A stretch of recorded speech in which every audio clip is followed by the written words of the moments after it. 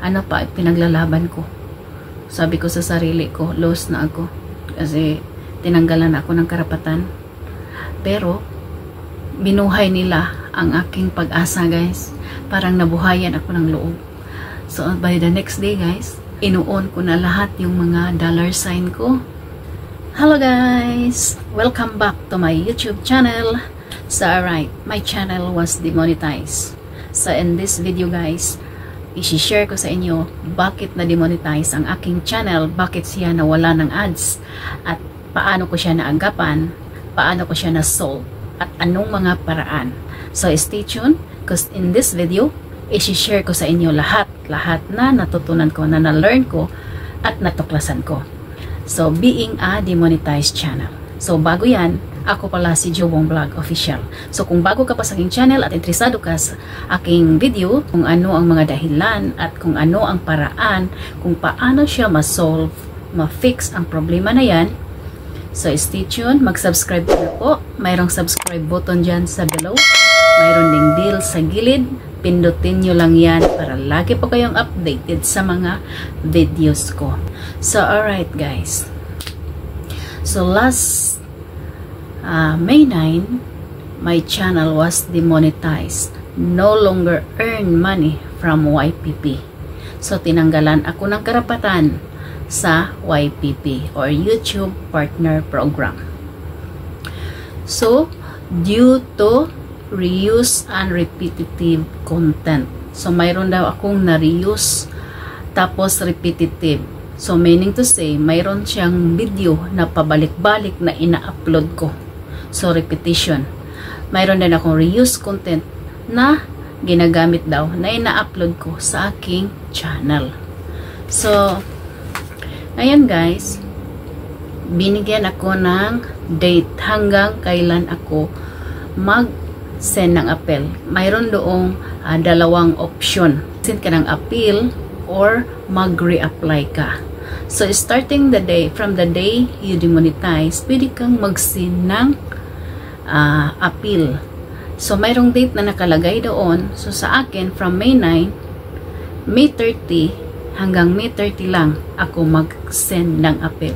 So parang 21 days ang binigay sa akin. So hindi ko alam sa mga time na yon.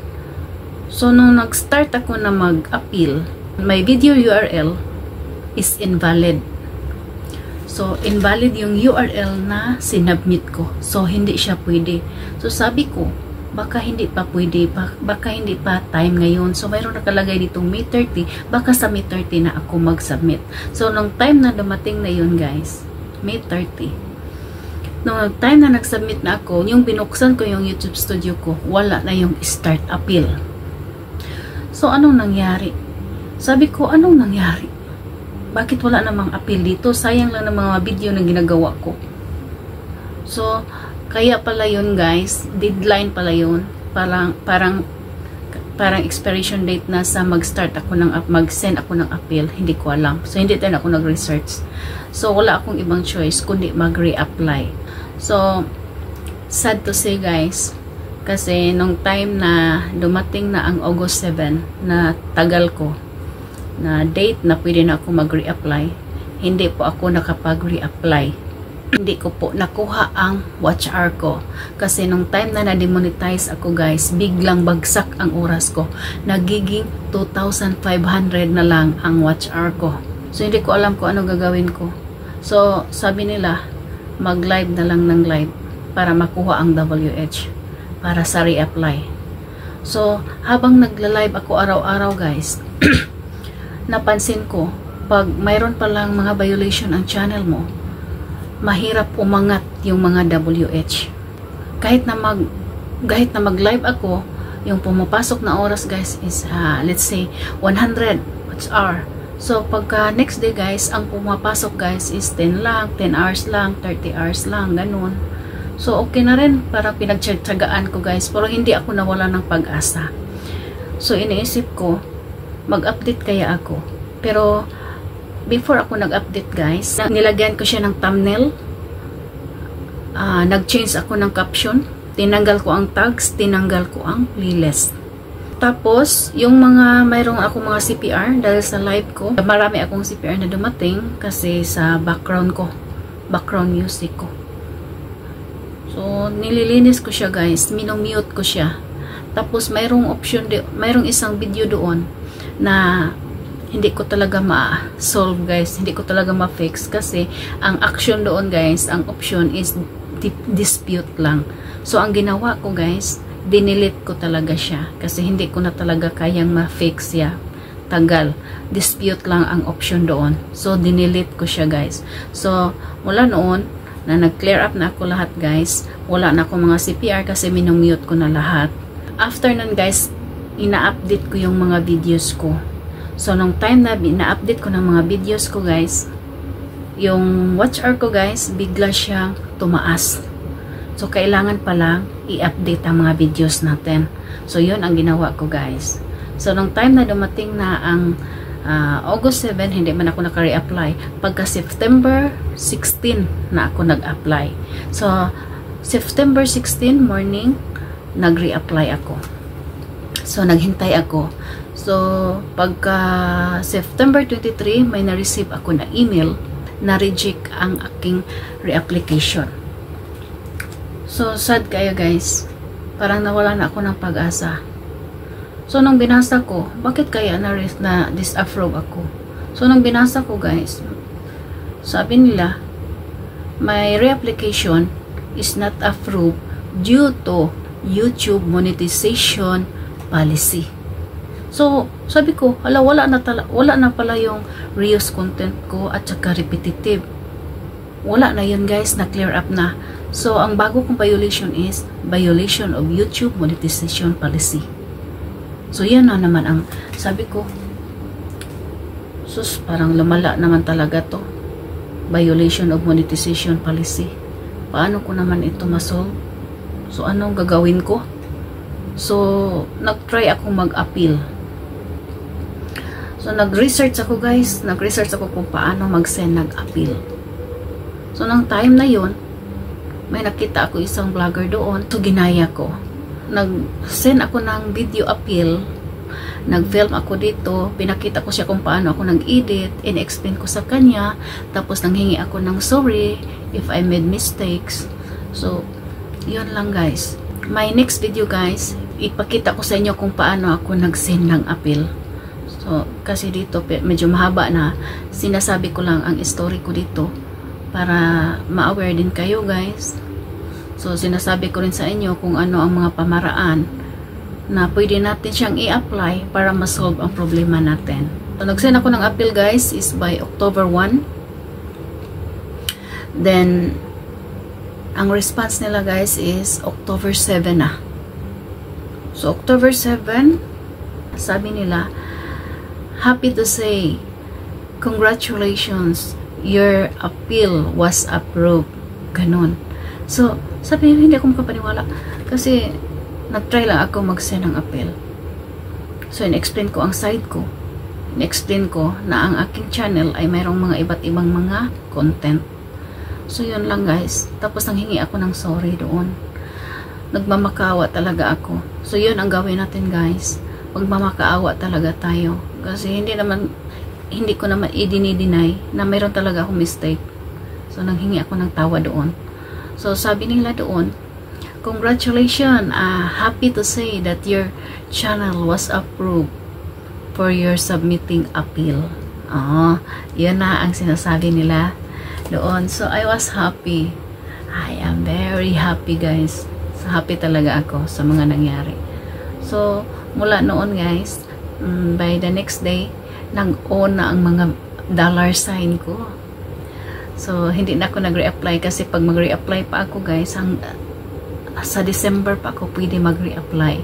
So, lucky la kasi na-approve yung appeal ko. So, hindi talaga tayo pwede mawala ng pag-asa guys kung mayroon tayong puso sa ating channel. Kung gustuhin talaga natin guys, hanap tayo ng paraan, then try and try. So, conquer your fears guys. So, ayaw ko sana mag-send ng appeal kasi parang natakot ako. So, tinatry ko na. Sabi ko sa sarili ko, bakit hindi ako mag-try? I-loss na ako. Oh, parang na-disapprove na ang channel ko. So, bakit hindi ko siya i-try? Total, kung ano ang mangyari, wala din naman ang channel ko. No? Lost na ako, guys. So, parang nawalan ako ng pag-asa. So, tinatry ko lahat, guys. So, nag-send ako ng appeal. So, I was not expected, guys, na ma-approve ako. Tapos, nung na-demote ako, guys, hindi ko rin ina-expect. So, nung na-approve din ako, na hindi ko in-expect din na ma-approve ako. Kasi, nag-try lang ako noon, guys, na mag-send ng appeal. Kasi, ano pa, pinaglalaban ko. Sabi ko sa sarili ko, lost na ako. Kasi, tinanggalan ako ng karapatan. Pero, binuhay nila ang aking pag-asa, guys. Parang nabuhayan ako ng loob. So, by the next day, guys, inuon ko na lahat yung mga dollar sign ko. Tapos, yung mga super chat doon, na mga sticker, ganun, yung mga member join button doon, ina-apply ko na, guys, nilalagay ko na, kasi hindi pala yun automatic na ilagay mo. So, kailangan mo pa siyang ipang-set lahat. So, ang mga dollar ko rin, guys, sa AdSense, nandun pa rin, hindi nawala. So, I am very happy. So, from May 9, June, July, August, September, October, 5 months. 5 months, guys. Stroke talaga ang channel ko. 5 months, guys. Hindi ko kayo kasama. Nag-live na ako, pero parang hopeless ako. Ginawa ko lang yan, pero hindi ko alam kung bakit nagla-live pa ako. Parang mayroon pa akong pag-asa, pero hindi ko na-feel ganun. Pero okay lang. At least, I'm happy now. Kasi, nabalik na yung monetization ko. So, yun lang, guys, ang history ng life ko, being a demonetized channel. So, mayroon akong sinasabi dito, guys, na pwede ninyong i-apply sa inyong channel kung sakali man na mangyari ito sa inyo, guys. So, hindi pwede magkumpiyansa tayo kahit monetized channel na tayo, guys. Pwede tayong mawala ng ads, pwede tayong mawala ng karapatan, tanggalan tayo ng karapatan ni Lolo dito. So, ang gawin natin, guys, magtiyaga, tapos iwas-iwas sa mga audio. Yun lang, guys, mostly sa music. So, kung marami ka ng mga CPR, guys, kung hindi na talaga yan maano ni Lolo, tanggalan ka talaga ng ads.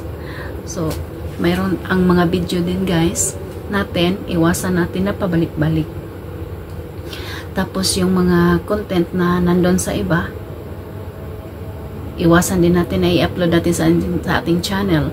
Pero kung kukuha man tayo ng mga video doon, siguraduhin natin na in-edit muna natin, guys, na parang hindi na talaga original ba. Parang basta kung maari sa atin na lang talaga ang mga video, guys. Yung parang ganito, yung authentic, original and authentic. So parang ganito, magsasalita ka lang dyan or ano mga gagawin mo dyan, guys. Basta atin ang video natin. So yan lang, guys, ang i-share ko sa inyo.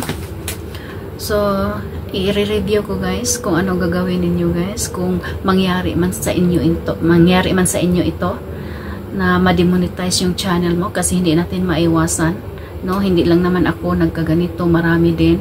Kung sakali mangyari sa inyo to, kung hindi pa kayo na-demonetize, guys, kung sakali mangyari ito sa inyo, guys, ito ang tandaan ninyo, guys, na nangyari sa akin, ito din ang paraan na ginawa ko para mabalik yung ads ko. So, nung una, reuse content and repetitive ako. Ang ginawa ko, guys, nag-change ako ng mga thumbnail, caption, tags. Tinanggal ko ang playlist ko. Tapos, minomute ko yung mga CPR ko. Kung hindi na talaga pwede, guys, delete na natin. Kung sakali, ang option doon is dispute na. So, delete natin what tayong manghinayang, guys, para ma-clear yung channel natin. So, na-disapprove man ako sa unang sabak ko sa pag-apply, guys, pero hindi na siya reuse at saka repetitive ang violation ko. Ang violation ko, guys, is violation of YouTube monetization policy. So, ang ginawa ko dyan, guys, nag-send lang ako ng appeal. So, in-explain ko ang side ko. Nilagay ko sa screen yung YouTube URL ko. for 30 seconds. Tapos nag-explain ako doon about sa aking channel na mayroong iba't ibang content. In-explain ko kung paano ako nag-edit, ano ang mga kagamitan ko. Tapos nang hingi ako ng sorry. Dahil hindi din talaga natin ma-deny na mayroon talaga tayong mistake. So yun lang guys. Ina-approve na nila ako. Yun ang ginawa ko sa channel ko. Remember these things guys. Remember this sa lahat ng mga sinasabi ko, sa mga pinaka-importante dito sa channel ko guys, na sinasabi ko. Yun talaga ang paraan na ginawa ko para mabalik yung ads ko, monetization ko. Now guys, I monetize already again. So thank you Lord. Nais ko pong magpasalamat sa mga taong sumusuporta sa akin through thick and thin, no, sa mga happiness ko at saka sa mga kalungkutan ko habang ako ay na-demonetize, na walang sawang nagsuporta sa akin, na lagi nilang sinasabi na kaya mo yan, ngayon ka pa ba susuko na nandito ka na. So lumaban ako guys dahil nandyan din kayo na nagsuporta sa akin. So una guys, nais ko pong pasalamat kay Dance My Loves. Maraming salamat Dance My Loves channel, Team Journey, Team Yahoo, kay Host PH. Host, thank you so much talaga sa suporta. Ma'am Jen, thank you so much Ma'am Jen sa always na sa pag-play. Kay Ma'am Crooksy, salamat kayo ma'am. Kay Judith, Odit, maraming salamat. Ma'am Celine, Santillan Vlogs, maraming salamat talaga. Minerva, Winnie, God Repair, Journey, MG, si MGE, si MGV, marami sila guys. Sa mga lahat na dumadalaw sa akin, yung mga nagpapa-entry. Maraming salamat sa inyong lahat guys. Sa mga sumusuporta sa akin. Hindi mabilang ang pasalamat ko. God bless you all guys. Sana po ay mas marami pang mga blessings na dumating sa inyo. At saka special thanks sa aking kauna-unahang member nung nabalik ang aking monetization, kay Dance My Loves channel. So through thick and thin, na andito talaga siya, na laging sumusuporta sa aking channel. Maraming salamat talaga. Nais ko rin magpasalamat kay Taiwan Journey. Salamat sa always support ma'am. So sa hindi ko na-mention, maraming salamat din sa inyo. Tao lang ako, makakalimutin din. So maraming salamat talaga. Hindi ko na mabilang ang mga pasasalamat ko. So, yan lang po guys. Thank you so much sa inyong lahat. Maraming salamat talaga. So, yan lang po guys. Ang masasabi ko lang, wag lang tayong mawala ng pag-asa. Kasi habang nagtatrabaho tayo, habang kumikilos tayo, God is watching us. Sa lahat ng mga pinaglalaban natin, lalo na sinasabayan natin ng dasal na sana ma-okay ang ating channel, kasi pinaghirapan din natin guys, no? So yan lang guys. Maraming salamat guys. See you on my next video guys. Bye.